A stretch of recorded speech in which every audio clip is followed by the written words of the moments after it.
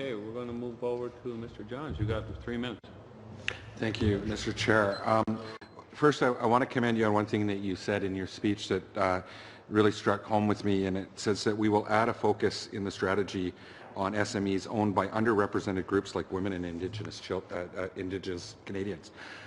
That was supported today by the Canadian Chamber of Commerce in their 10 ways to build a Canada that wins. They identified that they believe that there's great untapped potential among Aboriginal entrepreneurs, many of whom face unique challenges in attracting capital for their businesses.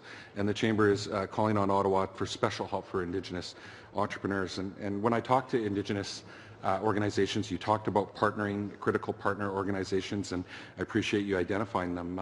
But when I talk to some of those organizations like the Aboriginal Women's Business Entrepreneur Network of Canada, they get about $400,000 a year for funding to serve the most marginalized entrepreneurs in the country. You know, I look at Aboriginal Tourism Association of Canada. The Minister, you and I were there at the tourism meeting of all the tourism ministers across Canada. We heard their call for long-term, stable funding, new investment in that area. They've received $4 million so far, and their ask is $13 million.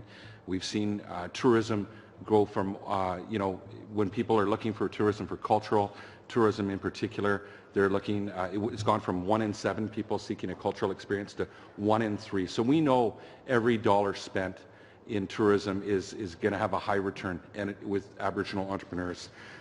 We also heard in Maclean's magazine, it says Canada is missing out on $27.7 billion annually because of its underutilized Indigenous workforce. A lot of Indigenous people are entrepreneurs. I think this is a very important place for investment. Aboriginal Tourism BC applied for $4 million over 4 years. In 2016, they were declined.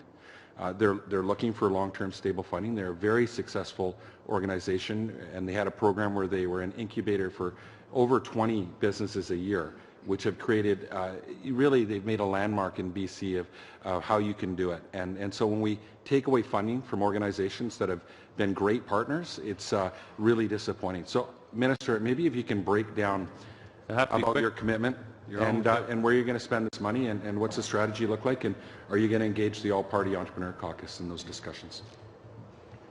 I'll consider that an invitation to have the All-Party Caucus as part of those conversations. We welcome, and you know me enough to know that I welcome any constructive feedback, and I will definitely take it into consideration. When we are making decisions, we are making them together. You know that is my way. It's nothing new. We've worked together.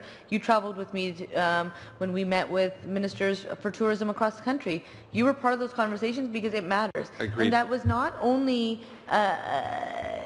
it was an action, and there was means to it because I wanted you to hear it. We're not putting up roadblocks. We're saying let's work together so we can achieve success. I just want to know that there's going to be long-term stable funding and new funding and increased funding for this commitment that you've made to Aboriginal entrepreneurs. So we were just in Yukon, and you know what we did? We invested in that community because there was not only success there, we know there's more potential. When we're talking about Indigenous tourism, we're talking about authentic experiences to ensure that there's sustainable opportunities for those communities to create the opportunities and those jobs.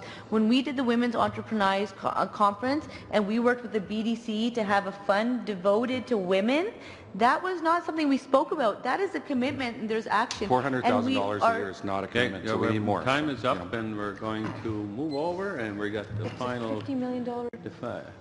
Looks